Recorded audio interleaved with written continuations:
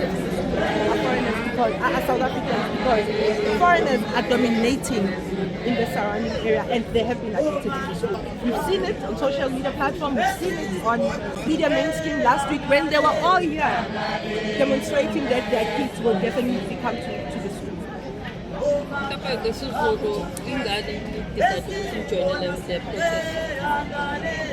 So sifikile la today because we here to support March and March because I think we began June or 2 weeks ago wasn't in South Africa asikwazi ukuba nama-foreigner azoyisa ama-South Africans ezweni lawo asibuyise for our own public facilities. This is small it is. It's a public school. It's must be reserved for South Africans. If bona befuna ukufunda, asithi ingane mazingafundi. Kodwa aziyofunda ku-private school. La kunabantwana abahlala just opposite the school. Abo mama babantwana bakhona la. They were not admitted to the school. Kuthiwa isikolo sigcwele. So obani labantwana abala ngaphakathi abafundayo. Mangabe abantwana bama-South Africans abahlala khona la. Bona abasitholanga isikole. So i-department ithi they're only going to admit abantwana abawu-6. Asikuvumi lokho.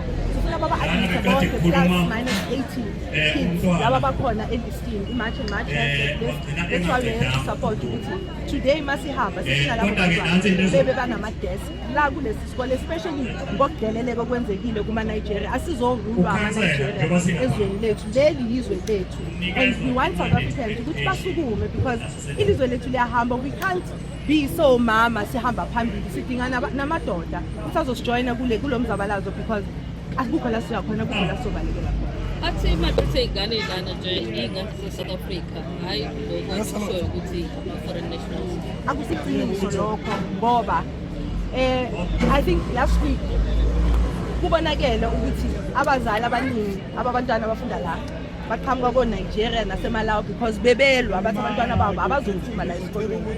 So i-department if yona iclaima ukuthi abantwana abala ngaphakathi ama-South Africans ngobunini abasiniki proof abasiprovide i-database ebonisayo ukuthi abantwana aba-plus minus 900 ama-South Africans then sizokhululeka kanjalo bangabanika ama-legal team wethu ikhona i-March and March ne-legal team banganika wona and then sizokhululeka kodwa lokho akubona. Thank you.